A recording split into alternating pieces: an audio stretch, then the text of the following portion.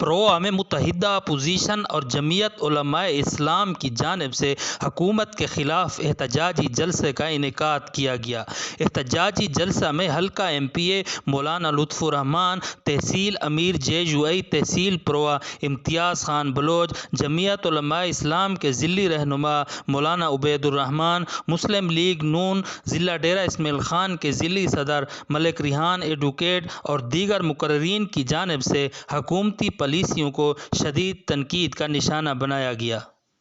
عجیب عجیب لوگ مسندوں پہ بیٹھے ہوئے ہیں، عجیب عجیب اس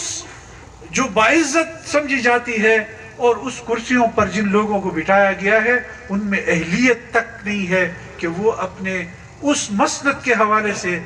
کوئی بھی اہلیت کا کام کر سکے۔ آج پوری اپوزیشن کہہ رہی ہے کہ ہم آپ کے ساتھ قانون سازی نہیں کریں گے، تو ہم یہ کہنا چاہتے ہیں،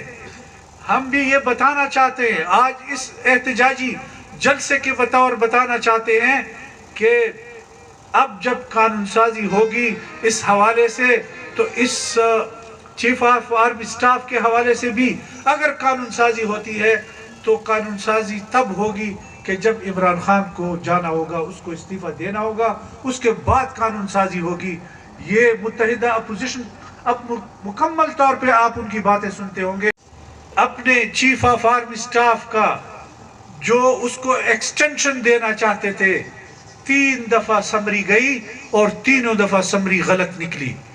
3 دفعہ نوٹیفیکیشن نکالے اور تینوں دفعہ نوٹیفیکیشن عدالت نے، سپریم کورٹ کے چیف جسٹس نے اس کو ریجیکٹ کیا کہ تمہاری سمریاں ٹھیک نہیں، تمہارے نوٹیفیکیشن ٹھیک کیا۔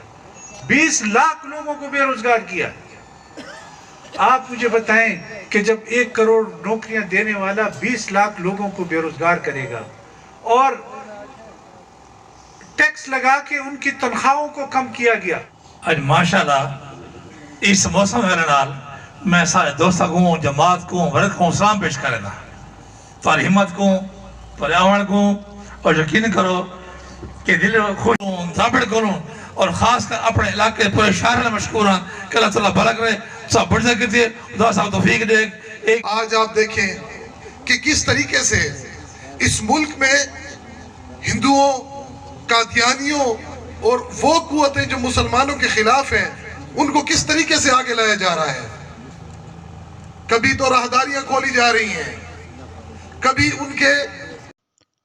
متحدہ اپوزیشن اور جمعیت علماء اسلام کی جانب سے حکومت کے خلاف ہونے والے احتجاجی جلسہ میں تحصیل پروا کی 7 یونین کونسل سمیت ضلع بھر سے لوگوں نے شرکت کی۔ کیمرہ مین محمد ساجد کے ساتھ خالد ارشد، تحصیل پروا، ڈیرہ اسماعیل خان۔